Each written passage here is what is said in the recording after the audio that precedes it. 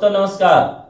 आज हम बात करेंगे हमारे डाइजेस्टिव सिस्टम पे, किस तरीके से हमारा पाचन तंत्र काम करता है और कौन से भोजन में कितना समय लगता है पचने में, और भोजन हमारे शरीर को किस तरीके से एनर्जी देता है और हमारे लिवर का क्या फंक्शन रहता है। ये सभी चर्चाएं आज हम आपके साथ करेंगे। आप जो भी हमारी वीडियो देखते हैं, जो भी वीडियो किसी भी बीमारी पर बनी हुई है और आपको उस तरह की कोई बीमारी नहीं है, इसलिए आप उसको स्किप कर देते हैं, आगे बढ़ जाते हैं। ऐसा ना करें, आप उसे सुने, देखें और आपके किसी परिचित को हो सकता है वो समस्या से जूझ रहे हों। जैसे हमने पिछले सप्ताह एक वीडियो भेजी थी लिकोडर्मा की। लिकोडर्मा से बहुत लोग परेशान हैं और उसमें लाइव एग्जाम्पल भी भेजा हुआ है।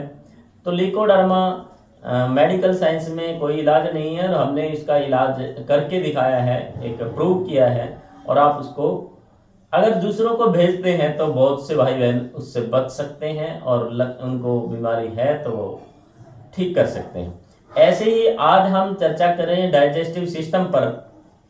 तो डाइजेस्टिव सिस्टम हमारा कब और कैसे काम करता है, तो थोड़ा सा ज्ञान हमें अपने भीतर होना चाहिए, जिससे हम अपने खाने की चीज़ों को कैसे खाएं, कैसे पिएं और कौन सी चीज़ें हमारे हेल्दी के लिए अच्छी रहेगी, इन पर विचार कर सकें। अगर आपको पता होगा तभी आप ये प्रक्रिया कर सकते हैं। तो मैं बात कर रहा हूँ, जैसे ही हम भोजन करते हैं, भोजन 2-3 प्रकार का होता है। एक भोजन होता है जो माँ प्रकृति की गोद से सीधा आता है, जैसे हम सलाद खाते हैं, फ्रूट खाते हैं, ड्राई फ्रूट खाते हैं या अंकुरित अनाज खाते हैं। ये माँ प्रकृति की गोद से आए हुए डायरेक्ट भोजन होते हैं। इन भोजन में 60% तक स्वयं पचने की काबिलियत होती है, क्षमता होती है, क्योंकि इन भोजन में ऐसे एंजाइम होते हैं जो हमारे पाचन तंत्र में बहुत ज़्यादा कार्य करने की जरूरत नहीं पड़ती। जैसे हमारा लिवर बाइल जूस बनाता है और बाइल जूस को पेन क्रियाज में स्टोर करता है और पेन क्रियाज उस बाइल जूस को हमारे भोजन में भेजती है। अब अगर आपके भोजन में ही पहले से ही बाइल जूस है तो पेन क्रियाज को ज़्यादा जूस भेजने की जरूरत नहीं पड़ती। तो स्टार्टिंग से मैं बात करता हूँ। आप भोजन की बात कर रहे थे, तो एक भोजन तो ये हो गया जो पूरी तरह से सात्विक भोजन होता है और हमें अपने भोजन में कम से कम 60% हिस्सा इसी भोजन का रखना चाहिए, जो माँ प्रकृति की गोद से आने वाला है। अगला जो हम प्रोसेस करते हैं, जैसे हम गेहूं है या मक्का है, ज्वार है, रागी है, किसी तरह का भी आटा है, जौ है, आटे को पीस करके फिर उसको गूंथ करके फिर उसकी रोटी बना करके और फिर पका करके उसको खाते हैं। ये प्रोसेस किया हुआ भोजन। और भी बहुत सारे भोजन हैं जो प्रोसेस करके भोजन करते हैं। इसमें प्रोसेस किए हुए भोजन में इसमें भी एक गुणवत्ता होती है। जैसे हम रागी का, ज्वार का, मक्के का, जौ का, बाजरे का, चने का, इस तरह के आटों का इस्तेमाल करते हैं, तो वो भी हमारे लिए एक हद तक ठीक होता है। सब्जियां जो हम बना करके खाते हैं वो भी प्रोसेस की हुई होती है, लेकिन फिर भी एक हद तक वो ठीक होती है। लेकिन बहुत से लोग एक बहुत बड़ी गलती करते हैं, फास्ट फूड खाते हैं। फास्ट फूड जो हमारे पेट के लिए, हमारी आंतों के लिए, हमारे लिवर के लिए, हमारे पूरे पाचन तंत्र के लिए बहुत अच्छा भोजन नहीं होता। तो जैसे मैंने बताया कि प्रकृति माँ की गोद से आने वाला भोजन में 60% ऐसे एंजाइम होते हैं जो खुद पचने में सहयोग करते हैं। और 40% हमारे शरीर के ऑर्गन्स को काम करके, हमारे ग्रंथियों को काम करके उसे पचाना होता है। लेकिन जो प्रोसेस किया हुआ भोजन है उसमें ना के बराबर एंजाइम होते हैं जो प्राकृतिक रूप से हमारे पचने में काम करते हैं। और जो फास्ट फूड होता है इसमें तो हमारे पूरे शरीर के डाइजेस्टिव सिस्टम की, पूरे तंत्र की बहुत ज़्यादा ऊर्जा लगती है और तब भी समय बहुत ज़्यादा लग जाता है। और इतना समय कोई भी नहीं देता। हर 6-8 घंटे में सब भोजन दोबारा करने की इच्छा रखते हैं। तो अगर आप फास्ट फूड खाते हैं तो एक बात का ध्यान रखिए, जिस दिन आप फास्ट फूड खाएं उससे अगले दिन व्रत करें, पूरा व्रत करें। क्योंकि जब आप व्रत करेंगे 24 घंटे का समय मिल जाएगा तो हमारा डाइजेस्टिव सिस्टम उस भोजन को पचा करके और उसको सारे ऑर्गन्स की सफाई करते हुए रिलैक्स हो जाएगा। 24 घंटे बाद में आप भोजन करें। अगर आप ऐसा कर सकते हैं तो फास्ट फूड खाइए। अगर आप फास्ट फूड नहीं खा रहे, सिर्फ प्रोसेस किया हुआ भोजन खा रहे हैं, तो प्रोसेस किए हुए भोजन में भी 12 घंटे से 16 घंटे का फास्ट जरूर चाहिए। तो अगर आप ऐसा कर सकते हैं तो प्रोसेस किया हुआ भोजन जब भरपूर खाइए, हम मना नहीं करते। लेकिन अगर आप चाहते हैं कि हमें तो हर 4, 5, 6 घंटे में कुछ न कुछ खाने को चाहिए, तो फिर आप प्राकृतिक माँ की कोख से, गोद से जो भोजन आता है उसे ज़्यादा से ज़्यादा खाइए। जैसे सलाद मैंने पहले ही बताया, ड्राई फ्रूट, सब्जियां, फ्रूट और अंकुरित अन्न, ये हमारे माँ प्रकृति की गोद से आने वाले भोजन। अब मैं आपसे बात करूंगा कि हमारा डाइजेस्टिव सिस्टम काम कैसे करता है। जब आप पहले ही गुड़ की, पहले ही ग्राही, पहले ही कोई चीज, कोई टुकड़ा मुंह में लेते हैं, तब से ही आपका डाइजेस्टिव सिस्टम शुरू कर देता है पचाने की क्रिया। तो जैसे ही मुंह में भोजन को डाला, मुंह में भोजन को जैसे ही हमने चबाना शुरू किया तो हमारी एक ग्रंथि होती है, एक ग्लैंड होती है, सलेवरी ग्लैंड। सलेवरी ग्लैंड जो हमारे मुंह से सलाइवा छोड़ती है, इसको लार ग्रंथि भी बोल सकते हैं। लार ग्रंथि हमारे मुंह से लार छोड़ती है और वो लार हमारे भोजन में पचती है।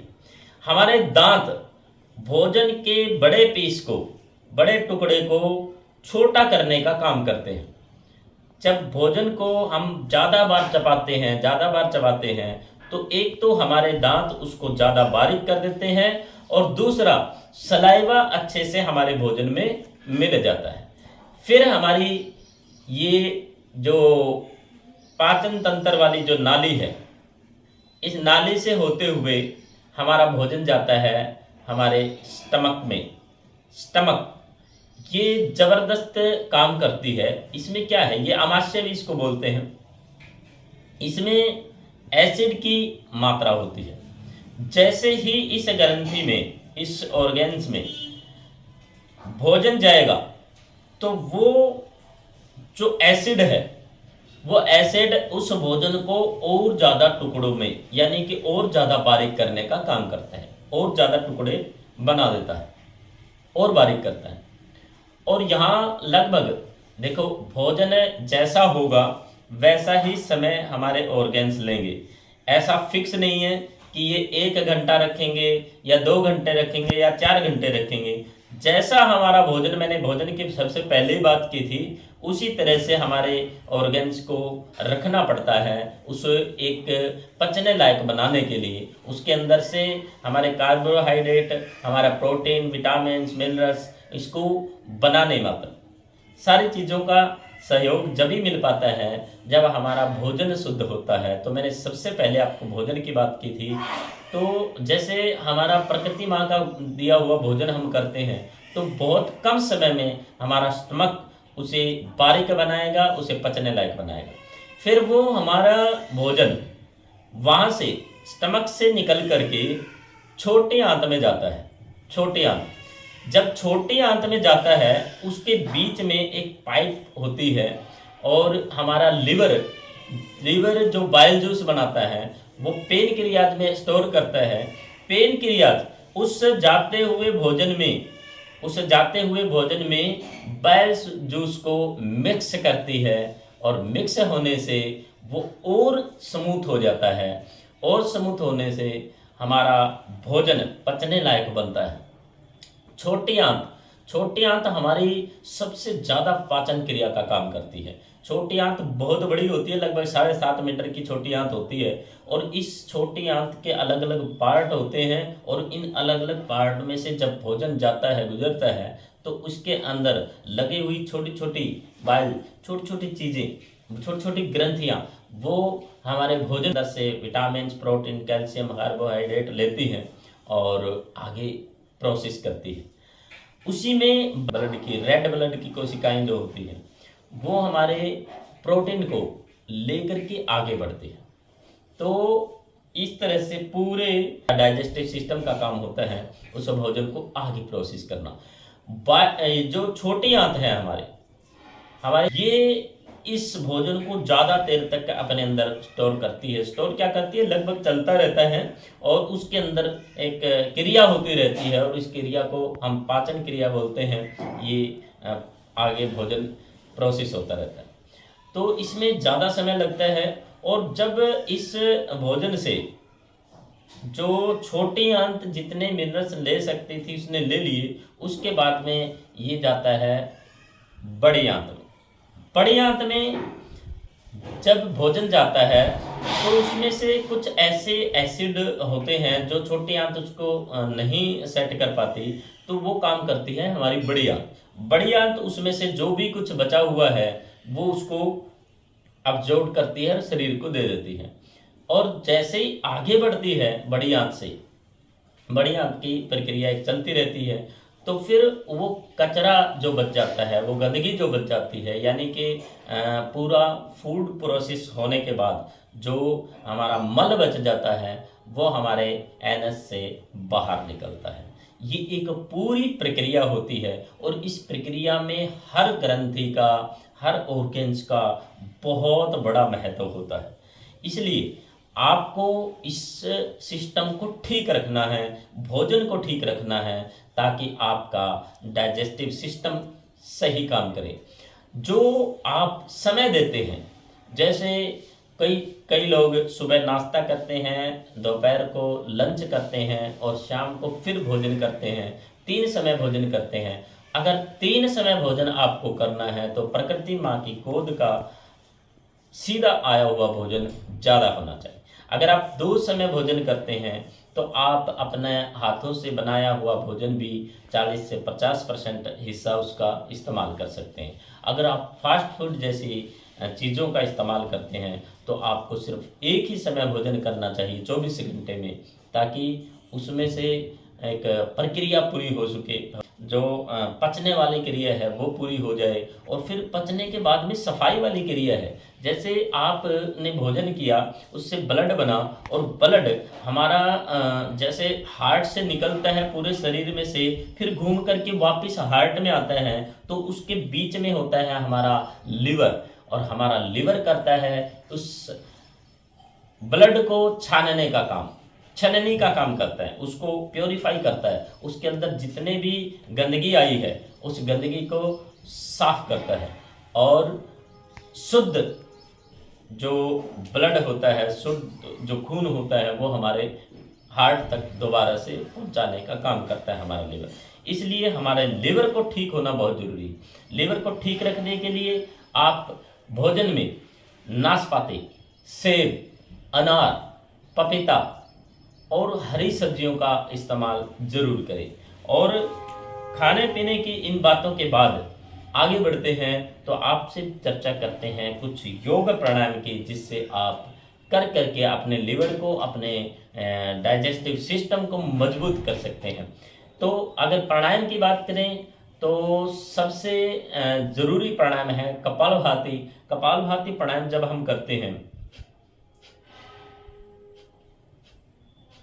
ये एक बहुत ज़बरदस्त क्रिया हमारे ऑर्गन्स के भीतर होती है, हमारे पेट के भीतर होती है, हमारी आंतों में होती है।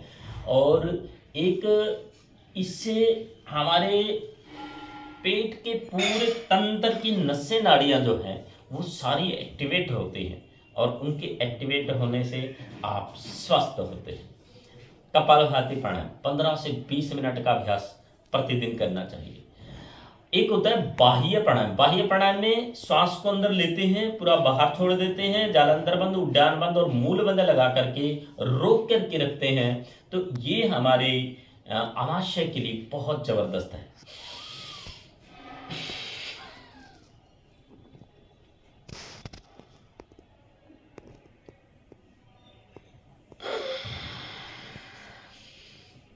इस तरह से आप बाह्य प्राणायाम 5 से 7 बार इसका अभ्यास करें, और अग्निसार क्रिया जरूर करें। अग्निसार क्रिया कोई प्राणायाम नहीं है। अग्निसार क्रिया क्या है? हमारा अग्नाशय जो है, हमारा पाचन तंत्र है, उसको मजबूत करने का काम करती है। हमारे जो एसिड एक भरपूर मात्रा में बनना चाहिए उसे बनाने का काम करती है हमारी अग्निसार क्रिया। श्वास को अंदर भरा,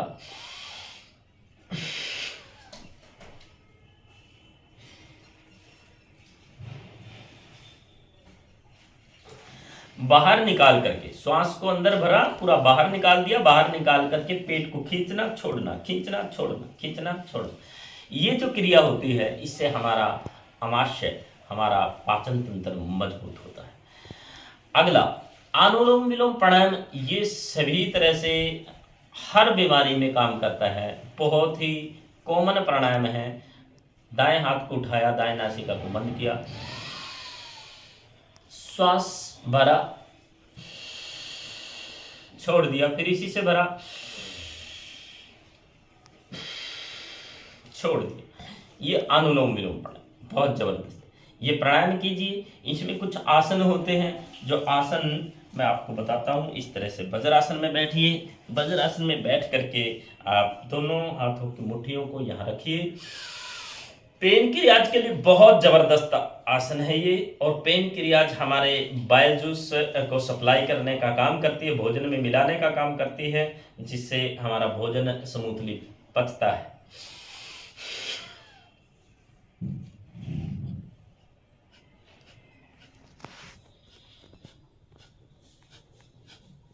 इस तरह से आप कपालभाति प्राणायाम भी कर सकते हैं। मंडूक आसन का अभ्यास कर करके कपालभाति करते हैं तो और भी जबरदस्त इसका बेनिफिट मिलता है। मंडूक आसन का एक और पोज होता है। दोनों हथेलियों को इस तरह से नाभि पे रखते हैं, फिर श्वास को अंदर भरते हैं, श्वास को बाहर निकालते हुए आगे की ओर झुक जाते हैं।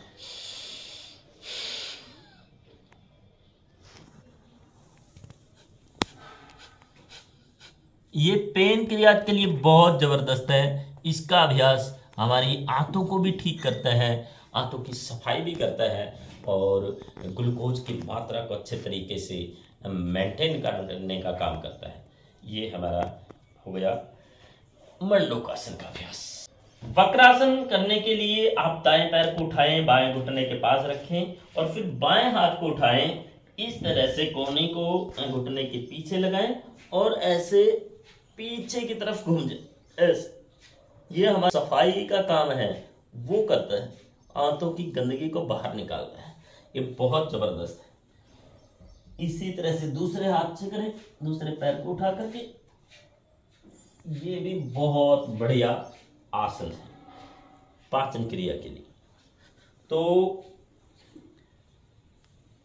कॉमनली जो 7-8 प्राणायाम का पैकेज है उसको प्रतिदिन सभी को करना चाहिए। 1 से 1.5 घंटा इस शरीर के लिए निकालना चाहिए, क्योंकि ये शरीर आपके ठीक रहेगा तो आपका जीवन लीला सही चलेगी। और अगर आपका शरीर ही डैमेज हो गया, शरीर ही गड़बड़ हो गया, तो कैसे आप अपने सपने साकार करेंगे, कैसे आप अपना बिजनेस करेंगे, कैसे आप अपनी सर्विस करेंगे? सारी चीज़ें अवरुद्ध हो जाती हैं। इसलिए अपने आप को स्वस्थ रखना है, अपने आप को मजबूत रखना है। वीडियो बहुत लंबी हो रही है, इसलिए कुछ पॉइंट जो हमारे न्यूरोथेरेपी के पॉइंट होते हैं, हमारे बॉडी के ऑर्गन्स को स्वस्थ बनाने के लिए, वो हम यहाँ प्रतिदिन पतंजलि आरोग्य केंद्र शिवानी मंडी में देते हैं न्यूरोथेरेपी के, और बहुत ज़बरदस्त रिजल्ट लोगों को मिल रहा है। जिस भी भाई बहन ने एक बार ट्रीटमेंट लिया है उसने आकर के यही कहा है पहले ही दिन से कि आज जो ट्रीटमेंट मैंने लिया उससे 50%, 70%, 90% तक एक ही दिन के ट्रीटमेंट से लोग ठीक होते हैं।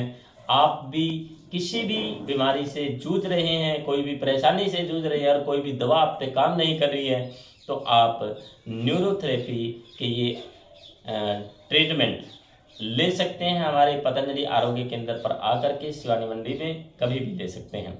अगली बात मैं करता हूँ, लीवर को ठीक करने के लिए मेडिसिन अगर आपको लेनी है तो क्या करना है। लीवर के लिए खाली पेट आप सुबह लिवोग्रिट 1 से 2 टेबलेट ले लीजिए, बहुत ज़बरदस्त काम करती है लिवोग्रिट, बहुत बढ़िया। लिवामृत सिरप भी होती है, सिरप का इस्तेमाल भी आप कर सकते हैं। और एलोवेरा, गिलोय जूस और आंवला जूस, इनका इस्तेमाल भी आप अपने दिनचर्या में कर सकते हैं, जिससे आप स्वस्थ रह सकते हैं। मेडिसिन बहुत सी हैं और मैं ज़्यादा मेडिसिन बताऊंगा तो आप लोग सोचेंगे कि मेडिसिन बेचने के लिए ऐसा बोल रहे हैं, तो ऐसा कुछ नहीं है भाई बहनों। आप स्वस्थ रहें, आप मस्त रहें, आप योग करें, बिना दवाई के भी आप ठीक रह सकते हैं। अगर थोड़ी सी दिक्कत बढ़ गई है तो आप न्यूरोथेरेपी के ट्रीटमेंट ले सकते हैं, और बहुत ही आसानी से और बहुत ही सिंपल तरीके से बिना किसी तरह के दर्द के आपको ट्रीटमेंट देंगे। आप स्वस्थ रहें, आप मस्त रहें। जय हिंद, जय भारत।